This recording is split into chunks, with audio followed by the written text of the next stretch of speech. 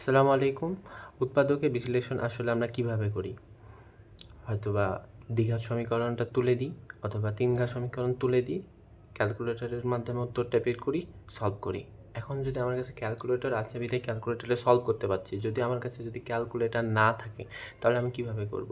অথবা আরেকভাবে করি, যেভাবে সাধারণ নিয়মে শেখানো হয়, যে হচ্ছে লাস্টের সংখ্যাটাকে অর্থাৎ ধ্রুবপদটাকে বা এক্স বর্জিত পদটাকে আমরা এমনভাবে ভাঙবো যেন যোগ বা বিয়োগ করলে মাঝের পদটা পাওয়া যায়, অর্থাৎ এক্সের সহগের সাথে আমরা যেন মিলাইতে পারি। এইভাবে আমরা হচ্ছে উৎপাদকে বিশ্লেষণ করে থাকি। কিন্তু আজকে আমরা এমনভাবে দেখাবো যে না, আমরা নতুনভাবে একটা জিনিস শিখবো, যেভাবে আমরা খুব সহজের মাধ্যমে যদি শিখে নিতে পারি তাহলে খুব সহজেই দেখে আমরা উত্তর বলে দিতে পারবো ইনশাআল্লাহ। চলেন শুরু করা যাক। উৎপাদকে বিশ্লেষণ। উৎপাদকে বিশ্লেষণ করব দুইভাবে। একটা হচ্ছে সেন্টার মেথড। সেন্টার মেথড মানে কি? মানে যদি আমরা দেখব যে আজকে উৎপাদকে বিশ্লেষণ শুধুমাত্র আমরা দ্বিঘাত সমীকরণ দেখব, অর্থাৎ a x square plus B x plus c. তার মানে কি, এই যে এক্স স্কোয়ারের সহগটা হবে হচ্ছে 1, আমরা এটা দেখব শুধুমাত্র। এর মান যদি 1 হয় তাহলে এটা প্রথম টাইপের মাধ্যমে। পরবর্তীতে আমরা আরও জটিলের মাধ্যমে যাব, তার এই সেন্টার অ্যান্ড ডিস্টেন্স মেথডের মাধ্যমে সবভাবে সলভ করা যায়। তো আসেন আমরা শুরু করি।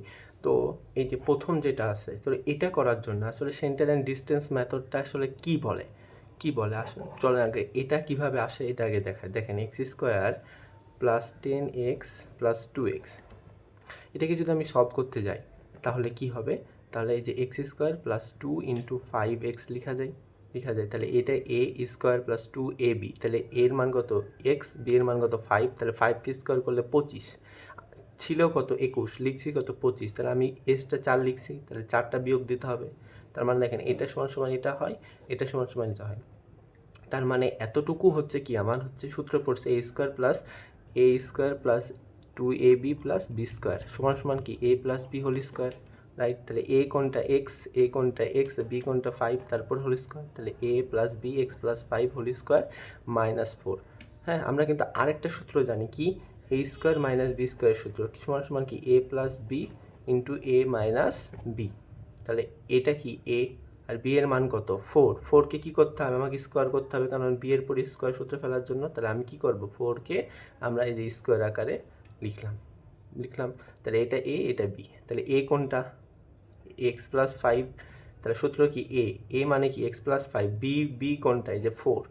বি কোনটা? সরি 2। বি কোনটা? 2। এই যে plus 2, A plus B A minus B. দেখেন, এইটাকে আমরা কি বলি? সেন্টার বলা হয়। সেন্টারের সাথে একটা +2 যোগ হয়েছে আর হচ্ছে -2। দেখেন, এই 2টা একবার যোগ হয়েছে আর একবার বিয়োগ হয়েছে, এটাই হলো আমার ডিস্টেন্স, দ্যাট মিন্স ডি।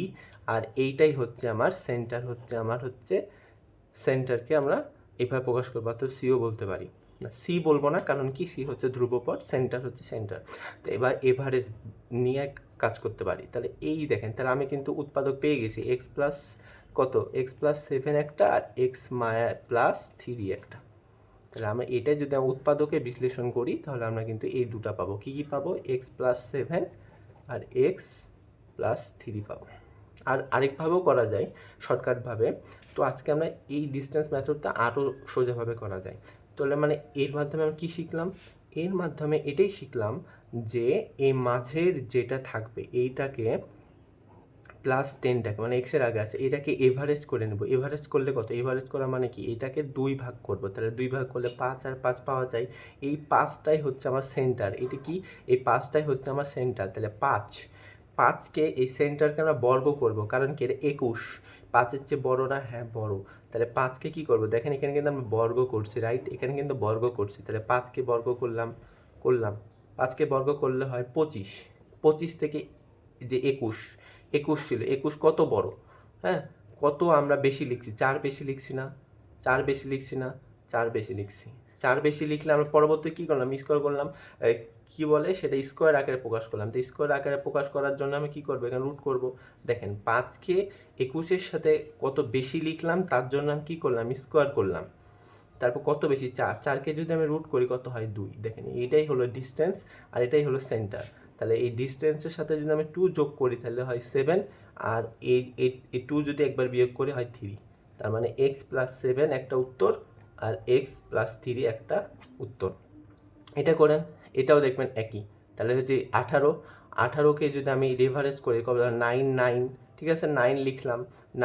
9 কত, 9-এর বর্গ কত, 81। আচ্ছা 81 লিখলাম। 81 থেকে কতটুকু ডিস্টেন্স আমরা পাচ্ছি, হ্যাঁ কতটুকু, গ্যাপটা কত, 1। এটা কিন্তু 1 না, 1-এর বর্গ আকারে আছে। এটা কি, 1-এর বর্গ। আমাকে এটা কি, এটা হচ্ছে ডিস্টেন্সটা কি, এই ডিস্টেন্সটা আমার বর্গ ফর্মে আছে। এখানে যে ডিস্টেন্সটা ছিল তা ডি স্কোয়ার ইকুয়াল টু 4 ছিল, যেটাকে ডি এর মান আমার বের করা লাগবে, কারণ আমরা এটা বর্গ আকারে বের করছি। তার জন্য আমাকে এখানে রুট করা লাগলো। তাহলে এটাকেও রুট করলে কি হবে, 1ই হবে, ডি এর মান 1 হবে। তাহলে 9-এর সাথে একবার 1 যোগ করবো, তাহলে কত হবে 10। 9-এর সাথে একবার 1 বিয়োগ করবো, তাহলে হবে 8। তাহলে এক্স প্লাস, দুটোই কিন্তু পজিটিভ, তাহলে এক্স প্লাস 10, এক্স প্লাস 8। এখানে কিন্তু যা থাকবে পজিটিভ মাইনাস সেটা কাউন্ট করে নিব। যদি এখানে পজিটিভ আছে তাই এটার গড় বা এভারেজ করলে এটা থাকে।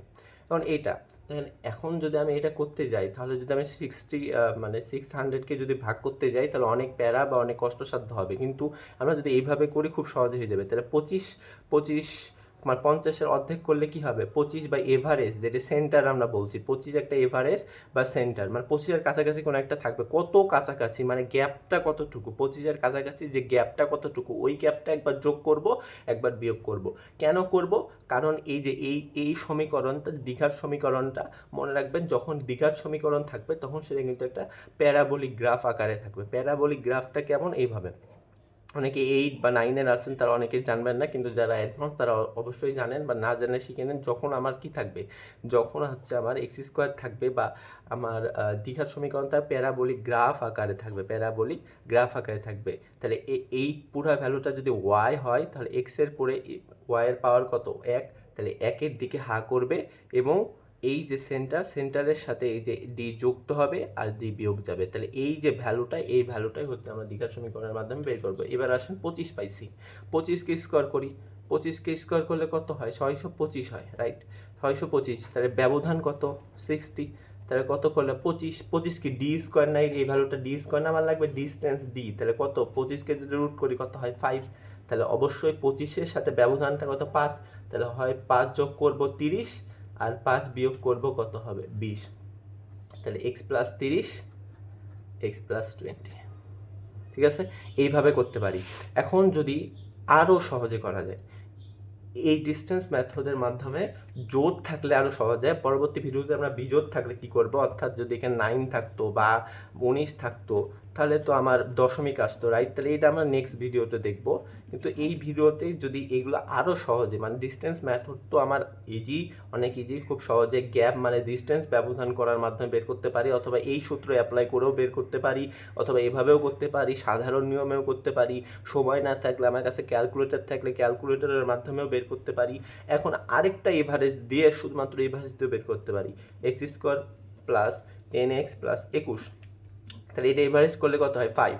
দেখেন তো 5-এর কাছাকাছি কত আমার, কোন সংখ্যা নিলে 21কে ভাগ যায়, এবং সেটা 21কে ভাঙবো এবং সেটা যোগ করলে হয়। তো 5-এর এই দিকে আসলে কত থাকবে, 4 থাকবে, 3 থাকবে, রাইট। 5-এর ওই পাশে গেলে কত থাকবে, 6 থাকবে, 7 থাকবে, রাইট।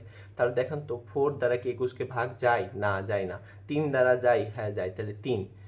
6 দ্বারা যায়, 6 দ্বারা 3 6 18, 18 তো 6 দ্বারা ভাগ যায় না। 7 দ্বারা যায়, হ্যাঁ যায়। তাই দেখেন 7 আর 3 দ্বারা ভাগ গেল, তারপরে কিন্তু এটা উত্তর না, এখন মিলাইতে হবে, এটা যোগ করলে 10 হয় কিনা, হয়, তাহলে এটা উত্তর। তাহলে আমি কি করবো, এই যে এক্স স্কোয়ার, একবার ডাইরেক্ট উত্তর পেয়ে গেছি। তাহলে কি x square plus 10x plus 21 কীভাবে করবো দেখেন। তাহলে x square plus 3x plus 7x plus 21। আপনি এখানে 7xও লিখতে পারেন, আগেও লিখতে পারেন, পরে লিখতে পারেন, কোনো সমস্যা নেই, এই অঙ্কর ক্ষেত্রে মিলে যাবে। তাহলে দেখেন এখানে এক্স স্কোয়ার কমন নেওয়া মানে একই জিনিস দুটার মধ্যে থাকা, অথবা একই জিনিস দিয়ে দুটাকে ভাগ করা। তাহলে এখানে এক্স স্কোয়ার আছে, এখানেও এক্স আছে, তাই দুটার মধ্যে এক্স আছে, এখানে কিন্তু 3 নাই, তাই 3 কমন নিতে পারছি না, এক্স কমন নিচ্ছি। তাহলে এক্স কমন নিলে এক্স প্লাস 3 থাকে। এখান থেকে দেখেন তো এখানে এক্স আছে, এখানে এক্স আসছে না, তাহলে এক্স কমন নেওয়া যাবে না, তো সংখ্যাটা কমন নেব। কত কমন নেব, 7। তাই 7 দ্বারা কি এটাকে কমন না, সর্বোচ্চ বড় সংখ্যা দ্বারা কমন নিতে হবে। তাহলে কত, 7। তো 7 দ্বারা এটাকে, তাহলে 7 কমন নিলাম মানে কি, এটা 7 দ্বারা ভাগ করলাম, এটাও 7 দ্বারা ভাগ করলাম, তাহলে এখানে থাকে এক্স, 7 দ্বারা এটা ভাগ করলে কত থাকে, 3।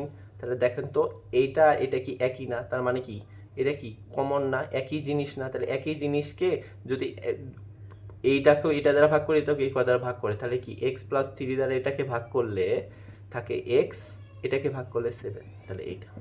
তাহলে উৎপাদকে বিশ্লেষণ আসলে এভাবে করতে হয়। এবং আমাদের আরেকটা শর্টকাট, যখন আপনার বড় হয়ে যাবেন তখন আপনার কাজটাই থাকবে উৎপাদকে বিশ্লেষণ করার মাধ্যমে।